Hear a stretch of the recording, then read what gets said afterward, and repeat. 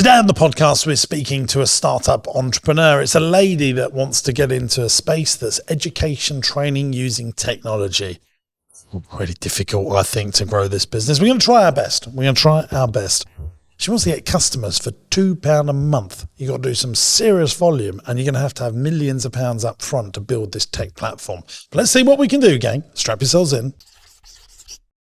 Hello, campus. Hello, JB. Welcome back to Business. Do you know what? Sometimes when I listen to that theme music, and sometimes we listen to it 5 times a day when we're recording, I forget how good that is. Yeah, it's good. Powerful, isn't it? Well, do you remember when we started out, before you left me, in the height of COVID, and I had to fend for myself? The whole thing is we wanted to be like LBC, which if you're listening... We did. If you're listening from the United Kingdom, Leading Britain's Conversations, brilliant. Talk radio station. Talk radio, yeah.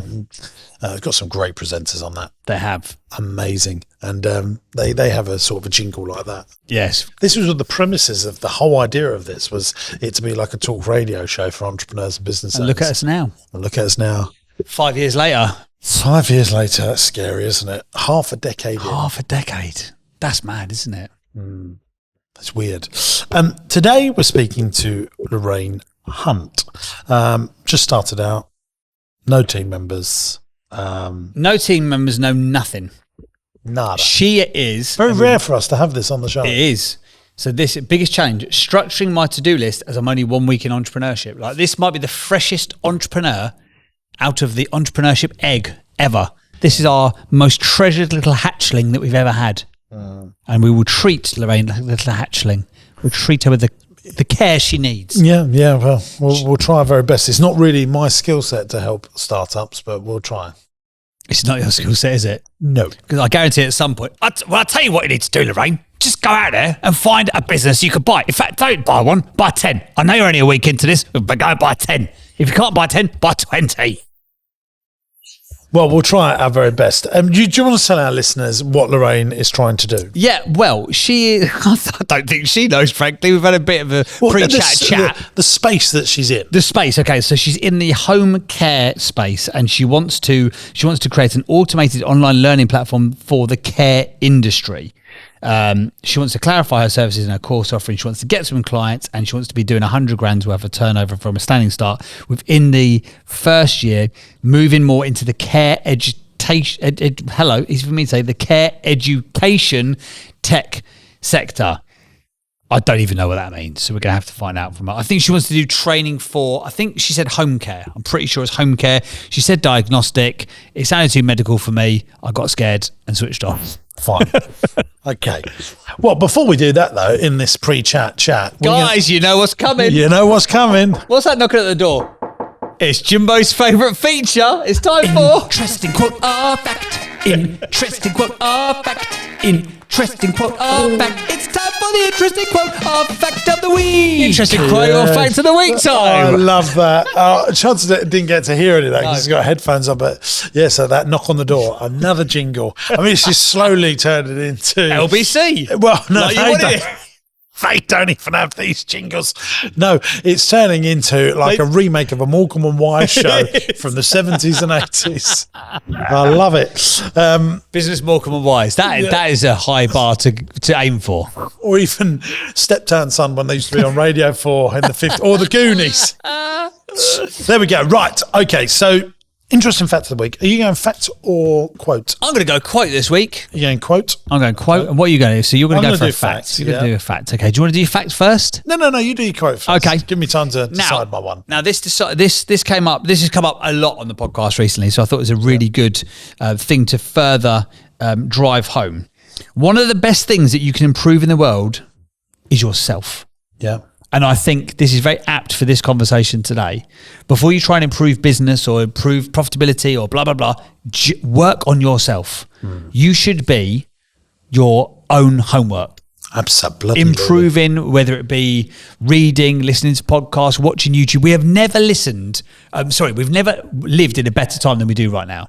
What, for conning information? Yes, it's everywhere. What you previously would have, like this conversation here, you previously would not have been able to access it. You lucky things, you wouldn't have been able to access it, would you? No. YouTube, it's an infinite library of information. James Sinclair's books, I mean, it's just a couple of pounds off my website, jamessinclair.net. You wouldn't have been able to get that whole of that information before, would you? No, I think that's right. And I like the little phrase B times 2 equals have. What do you got to become? What do you got to do to have the things you want to have? But it works in that order, and that's the really important thing, isn't it? You have got to be the thing first. Then you've got to do the thing. And then you will have the thing. So many people look at it and go, oh, I want to have the thing. Lots of people, I would say, look at you and go, oh, I'd love to have his life. Would you? Would you like to do what he's got to do? Yeah. But more than that, B times do equals have. So work on yourself. Then one of the most important things that you can work on is yourself. One of my little phrases I love for life, I know I'm not doing a quote, but giving is the start of receiving. Have you ever heard that? Oh, I like that. Yeah, giving is the start of receiving. But giving yourself the time to read the books, go to the seminars, is the start of receiving more income. Yeah. Absolutely, yeah. And it works for everything in life. 100%. Do you know what I started doing this week? Go on, it's really what you weird, started? but I like it. I started doing the miracle morning. You heard of the miracle morning? I have a miracle. No, sorry. No, tell me. You got a different idea. No, I have. As a married man, we don't have miracle mornings. We have once a miracle Well, I year. used to have lots of miracle mornings, then the children turned up. Yeah, less said about that better. So the miracle morning, it's a book by a guy called Hal Elrod. I have heard of it. This is really, really good. Really good. Right. So I've So heard of it for years and years and years. And I was like, I knew a little bit about it. But a pal of mine who during lockdown, right, got made redundant from his job, started drop shipping products out of B&M and selling it on Amazon, make a little bit of a profit margin. I was like, fair play to you. He now does £100,000 a month as a marketing agency because he's just developed himself. And the miracle morning was the thing that he says was the catalyst to all of his change. So what happens in the miracle? So in the miracle morning, he's got a thing called the Savers, SAVERS. SAVERS. And if I remember all of those things, that will be a miracle. So it's an acronym to make you do a certain bunch of stuff. So S is silence. Silence. So it starts with, and you could do this between sort of 6 minutes Meditation or 60 6 minutes or 60 minutes to do the whole thing. But the miracle, the power is doing all of them in succession. So A is affirmations. Yeah.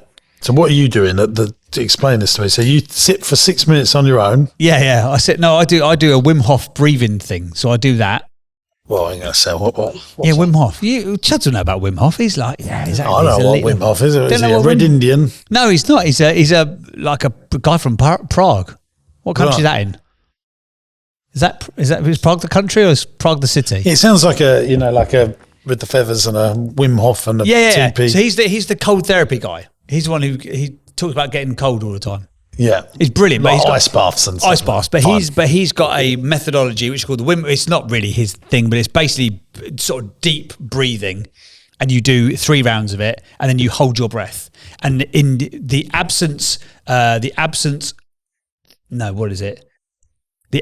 of disease is created because of oxygen in the blood. So, for example, a cell can't live with oxygen and disease in the same cell. So it basically regenerates you. I'm sure I butchered that analogy. So one more time, I need to understand this. So if I do this Wim Hof breathing thing for 6 minutes in the morning, I put more oxygen in my body. You put more oxygen in your blood. You oxygenate your blood. And a cell, there cannot be the presence of oxygen is what's the opposite of presence? The missing of disease. In a cell, you can't have oxygen and disease in a cell. Fine. So you have to oxygenate your body. Fine. Okay. Right. So I do that to start with. And then you have an affirmation. Then I do my affirmations and I write them down on my phone because then at 12 o'clock I have a little reminder which goes, look at your affirmations again. And then you affirm, which is positively stating your intent of who you're becoming. Goes back to be, do, have. So, and you did this today? I've done this today. So why do you think I've turned up? For today? I've got loads. I won't read them all. But can I have one of them? Yeah, you can have one of them. Here we go. Let me get here's my affirmations for today. We wrote all them today? Yeah, I wrote all these. Yeah, I've got 10 minutes to write them down. So I use what I learned to help others. There you go. I'm affirming who I want to be. It all sounds a bit woo with this, but this is really good. Like a lot of people believe in this stuff. No, I get it. And then so that's the A. The V is visualization. Why is that different to affirmation? Well, you got to visualize you've got it. Yeah, you visualize what you're trying to become. You're visualizing you're helping someone. Yeah, or whatever it is. So, for example, like this morning, this has really woo, but I walked around my dream house in my mind. That's lovely. You should come over one day to my dream house. Well, I get it. You Okay. can come over to it. But you have the lived experience because, again, your body can't tell the difference between make-believe and reality. So you have to reinforce the belief. E is exercise. You will it. I mean, I do think that entrepreneurs that are super successful just will it into action or will it into existence. Yes, 100%. Yeah. So that's part of that. E is exercise. Fine. And again, it doesn't have to be something like what you're doing with Gabs. It could literally, it's like a 10-minute thing. So I do like have an absolute rocket. Yeah. Jesus. Exercise. So I did some like yoga stretches. R is reading. So 10 minutes of reading. Something positive. Puts you in the right frame of mind. And S is sex. I've told Hayley it's sex. And she said, I don't believe it. I want to read the Miracle Morning. I said, you don't need to. I've done it for you. Just rest assured the S is sex. But if it wasn't that, it would be scribing. So basically journaling. I love that. I'm going to read that book now. It is so good. It's really, really powerful. It is really, really just powerful. I mean, how important do you think sex is? No, I mean, serious. Well, it's quite important, isn't it? Yeah, It's yeah. essential.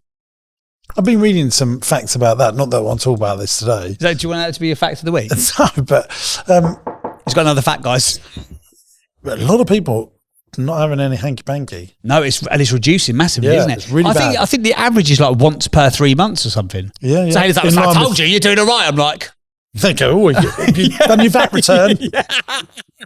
I love that day now. and, The accountant messages me, goes, your VAT's due tomorrow. I go, fantastic. I'll let Hayley know. Yeah. I've got some interesting facts for you on Okay. consumer brands. Go on.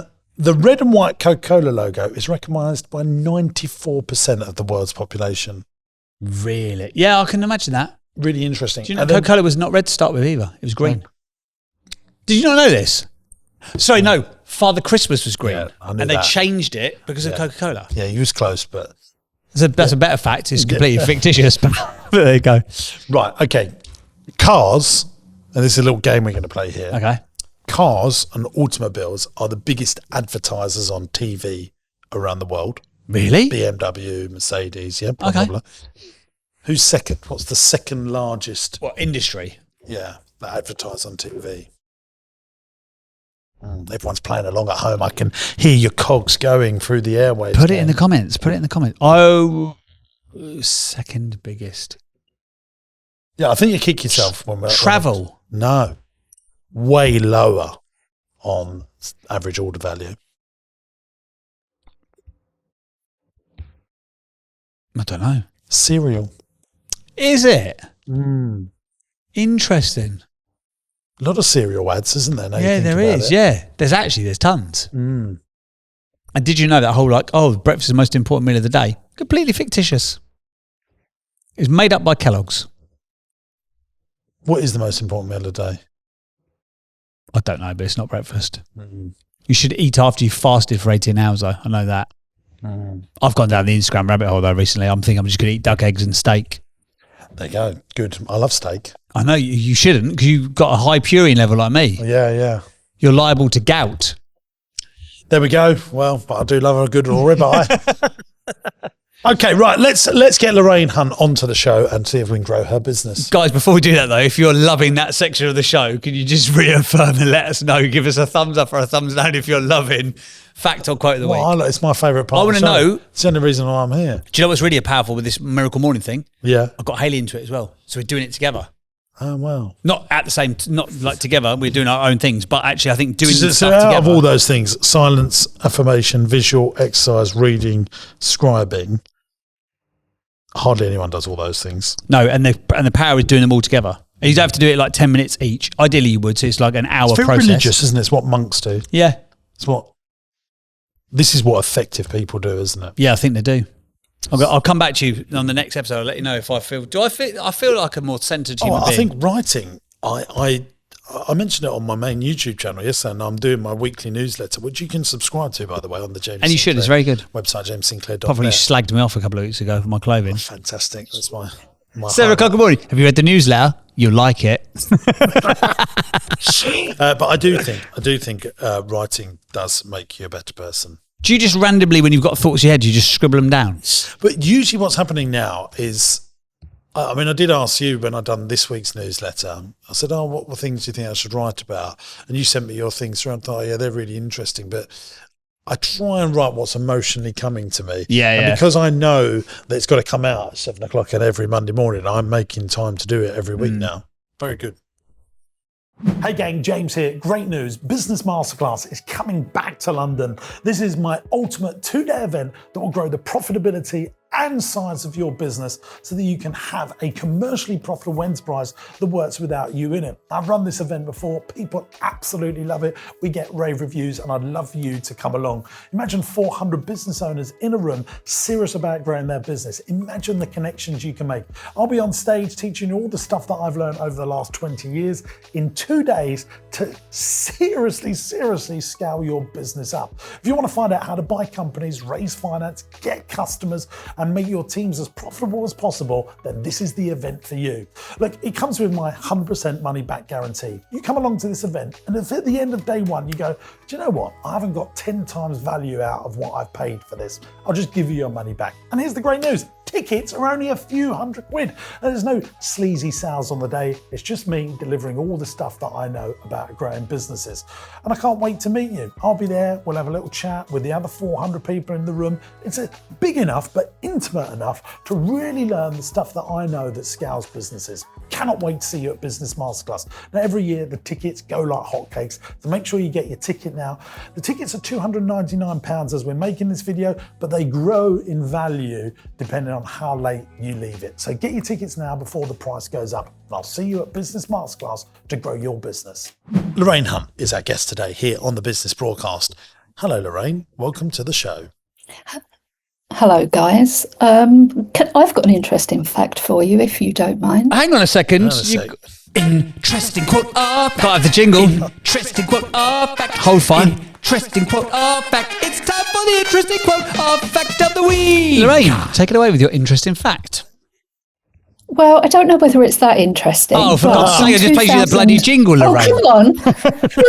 I know, but come on. Give me a chance. Come on then, it let's might go. be interesting. It really does depend. In 2019, there were 236 million reported medication errors in the UK. Really? Wow. That is interesting. So if you've got a mum, a dad, a family member or a loved one that's having medication given to them by carers, how do you know that those carers are competent? I like what you've done here, Lorraine, because you've given us a fact which is led into your business. I don't care that you've started this at 57. I think you're going to be a gazillionaire by 60. If you can shoehorn a marketing angle in like that on a podcast within 10 seconds, you're my kind of girl. I like it. Right. Lorraine, thank you for your fact. Well, I'm learning it. from the best. There I'm you learning go. from the best. There you go, my love. Right, listen, tell us about this business. What are you thinking? What has happened? Why are we having this conversation here and now? Okay. I've spent the last 35 plus years working in HR and training. And the last 3 years, I've been teaching business owners how to set up a home care. That's a domiciliary care company. And what I've realised is that there's a lot of errors that are made out in the UK, and a lot of vulnerable people are not getting the care that they need. So I want to change all of that. My ultimate goal is to develop a tech platform, which is going to be sort of like a learning platform, if you like, that can teach people more about practical ways rather than tick box training. So starting a home care business, that's what you've done for the last 3 and a bit years? Yeah, I've been teaching new business owners to do that. So teaching them all things about care, compliance, teaching them how to train other people, bits of marketing, bits of finance, what all of the regulations, etc. are. Lorraine, I'll just quickly dive straight in. Who is your customer? My customer is twofold. One, it's the home care business owners and the registered managers that manage those services. Yeah, and the other one? You said twofold, or is that both of them? Home care business owners? Twofold, that's both of them. Yeah, the business owners and the managers that manage. And then ultimately it will be some of the carers. But I have to start somewhere, and I just thought I need to start at the top, the decision makers. And do the do the home care business owners and managers have to have a provider like you, or is it a nice to have and it's, prevention? Is it a fire alarm that you have to have, or is it, I'm trying to... No, there's mandatory training requirements. So it's people that go and deliver care in the community rather than care homes is what I'm targeting. And they have to have mandatory training. So the technology And are you platform, the mandatory training? Yes, that's what I'm qualified to deliver. But they have to pay for this to someone, and you are that someone. Yes. So they But I want to develop the technology platform in a different way than what's out there at the moment. So I just trying to. So I own a care business that goes to people's houses. Yep. I need to make sure that my team have CPD, and you provide that continual professional development training, which I have to do to get my ratings or whatever it is to the government to pay me the money. Absolutely, yeah. And you provide that essential, have to have training. It's not a nice to have. That will be the technology platform, yes. It's not a nice to have. So, no. For example, if you liken it to childcare, all of your people need safeguarding training, for example. That's right, yeah. That's a mandatory requirement, and it's a requirement for Ofsted, if you like. So, yeah. So that safeguarding training we do in-house. We've got one of our managers that we've trained up to do it in-house. Maybe because we're a bigger business, we do that. Is that what most bigger care home companies do? They do it, or care providers do it themselves in-house, and they build an internal training team. Is that right?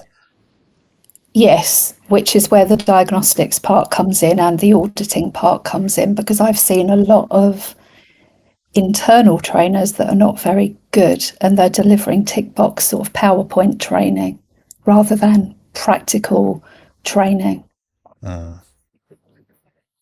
Just trying to get my head around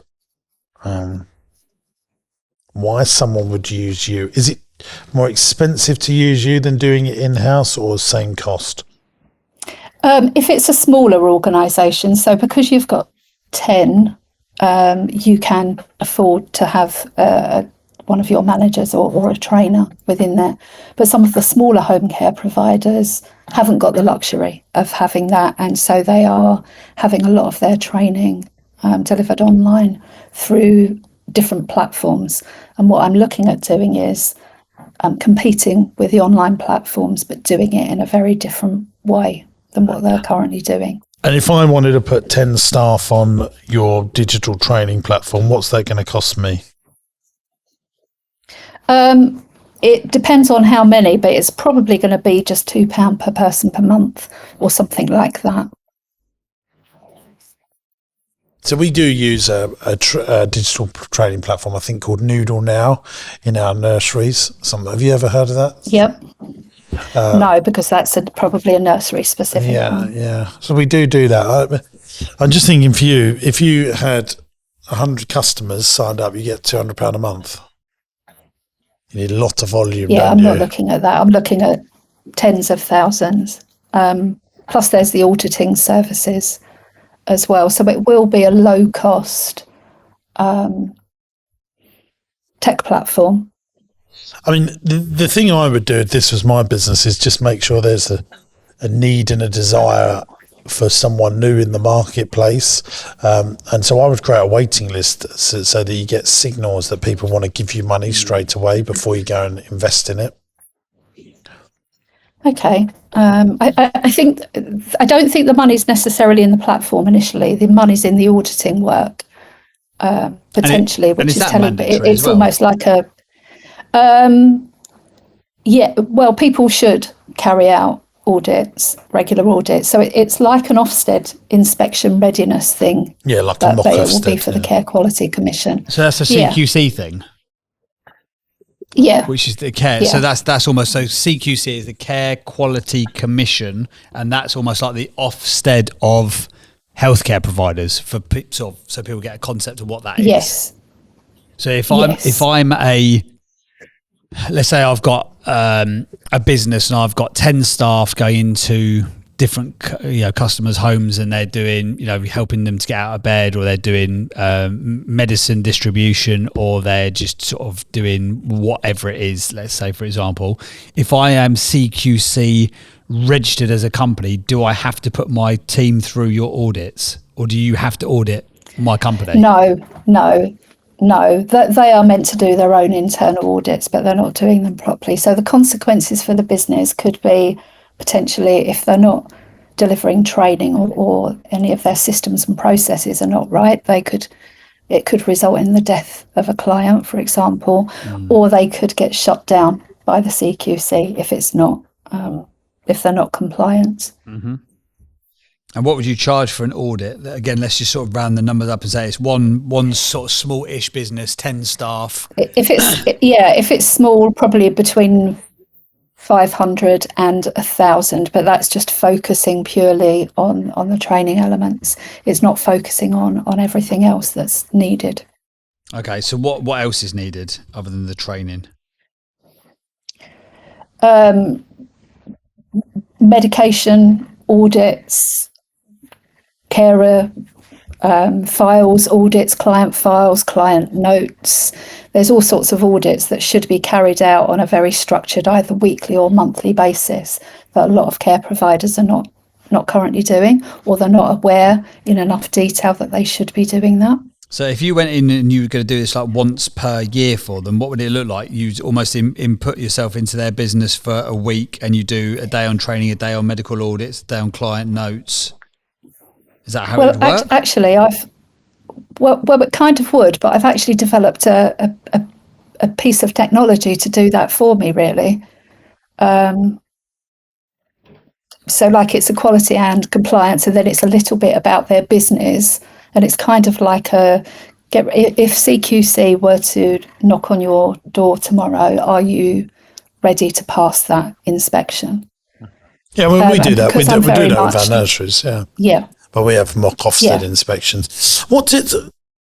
And what's stopping you just getting loads and loads of these audits booked in? Like, Nothing. That was my dilemma, James, actually. It was, should I focus on the audits, or should I focus on the technology platform that delivers the solution? Well, you said on your thing that you want to make $100,000 a year. I mean, I wouldn't worry about making all the technology stuff. I'll just be doing 100 audits a year, and there you go. Done. If you tell me you want to build a big monstrous business and you want to be the next Tim Cook and develop software and content, then go down the route of signing up tens of thousands of people paying you £2. But if $100,000 is going to make you a lovely life and you feel like you're making a difference by auditing people, I'd do that. No, I want to start with the end in mind. So I want to develop the tech platform, which is a 5 to 10 year product sort of thing in my head. I want it to include VR, simulated learning, very cutting edge, latest technology that's very scenario based. It's bite-sized learning. It's not one and done. Here's your induction, over and done with.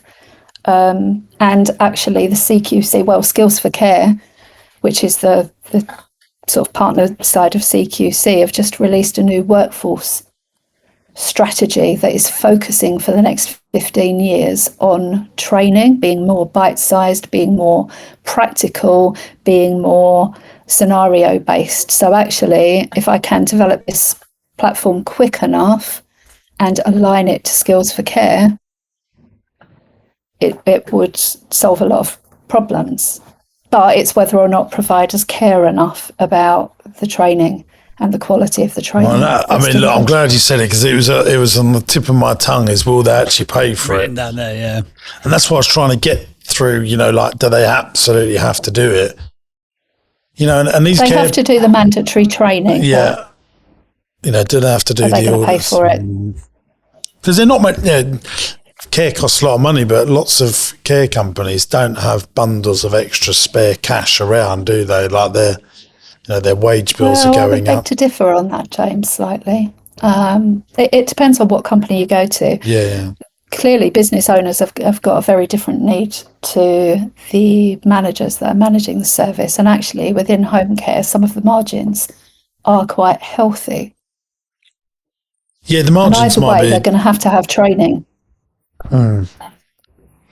But This is one of the things you always talk about, Jimbo, is a hungry audience. yeah, And I'm not sure there's a hungry audience for this, because you've said a number of times, like, do they have to do it? Well, they should be doing it. Do they have to do this? Well, they should be doing it. There's, you can should all over yourself in business. And unfortunately, a lot of companies, they care most about whether it's right or wrong. They will care most about profit first, and whether they can keep going in business, and then about how good a job that they can do. If it's not, like, if you own a building, for example, and you've got to have someone who's got to legally, someone has to come around and check your fire extinguishers, or someone's got to check your fire alarms or whatever. If you have to, like with a landlord has to have a gas safety certificate or electrical certificate, there's no getting away with that. Yes, there's going to be rogue landlords who will try and skirt or flout the rules. And landlords are only doing that now because they've been told they have to do it. Yeah. It's like everyone should exercise. It doesn't mean they are doing it. And there are the top 5-10% of the population that do all the right stuff. And there's you can clearly hear your passion, which is obviously to be applauded. But sometimes with that sort of thing, just because you believe that everybody should doesn't mean that they are going to.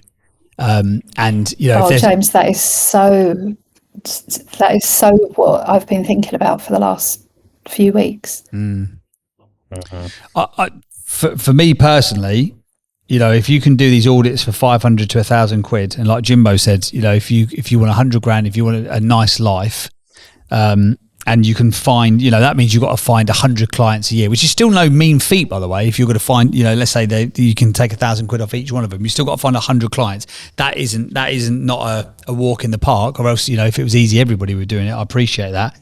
But that sounds, if you can find those 100 that want and need your service, I think that's going to be an easier play than, this low ticket £2 per person per month. And this low ticket £2, but you need lots of volume, and you're going to need a content creator, video person, some programmers. So big costs. Yeah, mate, let's start with £500,000 a year to develop it. Where are you going to get the £500,000 from while you're building up your subscribers? Yeah, I was going to be looking at funding. What sort of funding? Because it's in the healthcare space. Well, I don't know. I was probably thinking about angel investors or something. I remember a few years ago I did a business competition and got down to like the last 14. So I've got a real passion for using technology to make life easier and to cut costs for people. Yeah, I get that. So pitch it to me. So I'm going to invest in your business. I'm going to say, right, what do you need to get going? And you say, right, I need £500,000 to develop the product. I go, brilliant. What's going to be our return in 5 years' time? Or when are you going to start breaking even? You're going to need to know all of that stuff. And I'd work that all out on a spreadsheet, and that will then determine whether you're onto something. If £2 is the market going rate, which I think is what we roughly pay for Noodle now, but it all massively works on volume, like Netflix, like because whatever it costs, 15 million quid an episode to make House of Dragon or whatever it is, or a Stranger Things episode. You need a lot of 8.99s and 9.99s compounding together to be able to afford to make an episode of Stranger Things or Game of Thrones. But that's going to be true of you. So if you're going to pitch it to an investor, they're going to say, well, how many people in the UK work in this space? What, 250,000 people? Is it more than that? I don't know. No, it's more than that. It's at the last count, I think it was about 1.3 million, but it's predicted to increase over the next 10 years. And that's just in the home care space. Now, I've obviously got care homes as well, which is similar. I've worked for Ofsted regulated people as well. I could then move over into childcare. Then you've got all of the adult social care space. So is that 1.5 million there's 1.5 million people. If you got whole of market, I mean, which is impossible, but even if you got whole of market, that's a 3 million turnover business. But let's say you got 10% of the market, and a company like Vodafone. I was just looking at that, yeah. Vodafone would have 10% of maybe market share, or 15% of market share, or 20%, of the mobile phone market. But I doubt it's as high as that. So if you got 300,000 people, That's 20%, yeah. which I think is very high, times £2, 600 grand a month. 600. You're most likely, and plus it's all the other services as well. So that's just the care side of it. There's all of the training for the business owners and the registered managers as well, that then could feed into that platform as either a one-off maybe I've course. got this wrong here. So if you got 10% of the market, it's 150,000 people.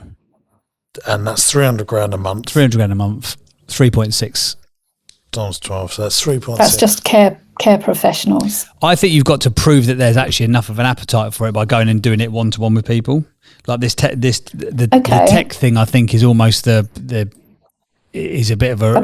I've already built a platform and won 2 awards off of that platform with my last company, and I've started working with some local universities in sort of like a different type of training environment that is simulation based. So there's definitely an appetite for it. It's just proving with the marketing, I think, and changing people's perceptions. So, for example, carry on. Sorry, James. Yeah, obviously, I would now go and seek out the market leader doing something like you're doing, see if they've got audited accounts, because then that will give you a signal that they're doing over 10 million in revenue, that they've got so many staff. Do you know like 3 or 4 big people in the space that? Yes, I do. Yeah, so go and check them out, and you need to do some research into them and then pitch it to venture capitalist firms, private equity firms, and you probably want to have a working concept. I've started to actually build a minimum viable product, and started, not only mapping it out, but I've built 40, 50 courses a year. So, I've got a lot of. And how many people have you got signed up to them? But I couldn't do that on my own. Well, I for that particular one, I did no advertising and got 4,500 people. I just off of two posts that I created. And how much revenue did that bring in? That wasn't revenue. All right, I think that was all freebie stuff for people, which is very different. Yeah. It's when you get pound notes in. I mean, if you could get 4,500 people signed up paying you even £2, I think an investor will go, well, there's a big proves intent. Yeah, proves intent that someone's actually bothered to put their details in. I have been talking to some of the big providers that are quite interested, and I was thinking about going down the route of a consortium with providers. Cool. Tech is again. It comes back to, do people want it? And that's the challenge, because you used to saying a minute ago. You said, I think I've got to test that there's demand there, and that's via marketing. And then you said the indelible words and change people's perceptions. A person convinced against their will is of the same opinion still. If somebody does not see the value of training their staff to a super, super high level, there's no marketing in the world that I don't think you can convince them. Is that, unless they have a death of. Yeah. If they have a death in their business goes overnight. Potentially, but again, I think you have a hard job of marketing to that to people. As Jimbo mentioned a minute ago, I believe it's electric safety check is now part of the legal requirements for buy-to-let properties. And prior to that, you should have done it. Like, you definitely should have done it. How many people did it? I reckon less than 0.1% of landlords would have done that. But 90% of them would have done the gas safety certificate because it was mandated. Yeah. I think if it becomes mandated, it's a different kettle of fish. But also this, the business you want to build, in all honesty, Lorraine, depends on your personal circumstances. If you've got, a bit of runway and you can build out an MVP of this tech platform, and you can do things like what Daniel Priestley talks about, like a scorecard, and build a wait list and check that there's demand and stuff. By all means, go and crack on and do it. But if you need to turn cash now, then that's probably, tech is probably a 5-year build time, and it's probably look at it sinking £1 million into it, or someone sinking £1 million into it to make it work. Whereas, the consultancy, diagnostic, auditing thing, you could check the demand much more easily, I would say, by offering the I've started selling that. The sort of auditing and diagnostics side of it, and that is quite structured. It's just a process, and I've automated quite a lot of that, and I'm on a tech accelerator program that starts in September, and I've got runway to give it a good 6 to 12 months, because I really do believe that if someone's paying £2 a month for bulk standard really boring training, they'd rather come to my platform that will actually give them a much better quality of training experience. Cool. Okay, Lorraine, have you got any other questions you'd like to ask us? Only other than what should my focus be on, whether it should be the auditing side, or whether it should be the platform, or whether I just run them simultaneously. Well, if it's me, it's not a business until you're bringing in cash, and I'll be focusing on bringing in income, cash flow. Bringing in the cash, yeah. Because it's just an idea until you've actually brought some money. For sure. Ideas are aplenty. Getting people to give you money is very different. Okay, can I come back in a year when I've got lots of people giving me lots of money? Yeah, let's do it. And then you can tell me what business to buy next. Yeah, let's do it. That's when this podcast is really good, when people are bringing in some cash. We can really direct you. But hopefully we've helped today. Brilliant. Well, there you go. Thanks for being on the Business Broadcast, Lorraine.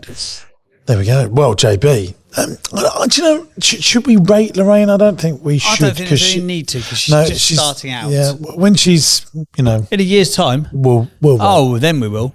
Yeah. But yes. Thank you. Interesting conversation though, that. Very interesting conversation.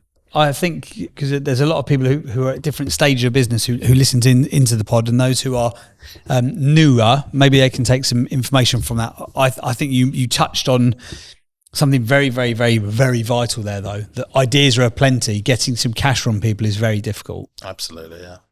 And in that space, and you don't actually know if your idea is any good until people give you a pound note. And you can go, I've done a couple of campaigns. I've got 4,500 people because it was free. Now ask them that's why tech platforms do free trials. They say you don't pay anything, but put your credit card details in, start taking that. Yeah. The drop off rate Netflix does that. Huge. It's huge as soon as you ask people to even potentially pay. But I think that was good advice. Start turn some money, and then prove there's a hungry market for it. My view is, I run Entrepreneurs University, and I've been running it for 4 or 5 years. And it is a training program digitally for business owners and entrepreneurs. It's me presenting the stuff. Very hard to get customers for it.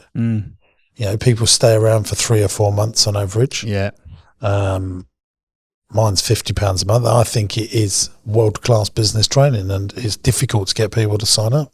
Yeah. But it's free for 14 days, but you have to put your details in, because we will bill you after 14 days. And so we should, because it's bloody brilliant business training, and we hope people stick around. But what is an easier sell is, hey, this is 50 quid a month, or actually pay me 500 quid and you can have this access to this 24/7, 365 anytime. James Sinclair in your pocket. Do you want that for 50 quid? Yeah.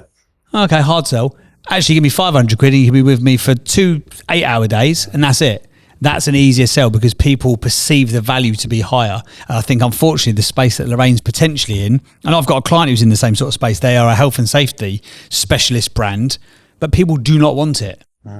They might need it, but they don't actually want it. And that's what we come back with: love, want, and need. If you can find a business where people love what you do, they want what you do, and they need what you do, if you can tick all three, and most people have two of the three, if you can find those three, and that's what we always say is the iPhone, you know, this is a love, want, and need product. Oh, daycare nurseries, like that's a love, want, and need. Private schools. Yeah. You know, a school education that for others, not for themselves, because they want their children to, and they need them to go to school so they can go to work and earn money. So that becomes a need. Yeah. So it's a love and want, and then actually I need to go to work. So that then becomes the need.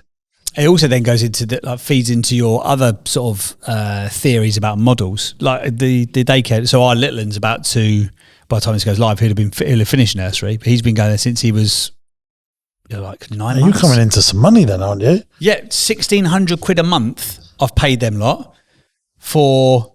Louis went in there for 3 years. George has been in there for 3-4 years. So I paid them 1,600 quid for 7 years a month.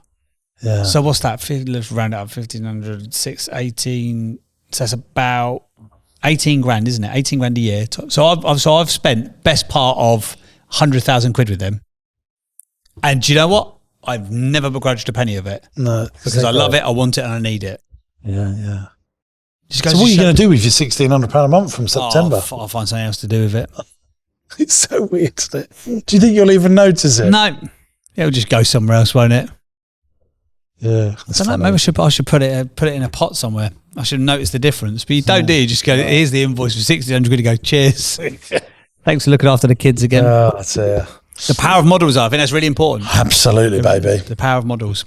If you've enjoyed listening to this episode of the podcast, please feel free to write us a rating or a review on Apple or Spotify or wherever you download your podcast. And if you've enjoyed watching this on YouTube, then please feel free to leave us a comment. Also, love it when people get involved in the conversation. Maybe you have got a care business. Maybe you're in the training space. Maybe you understand this CQC space. What advice would you give to Lorraine if she came to you and asked you what would be your advice to help her to grow this business and get it up and running? What would you tell her?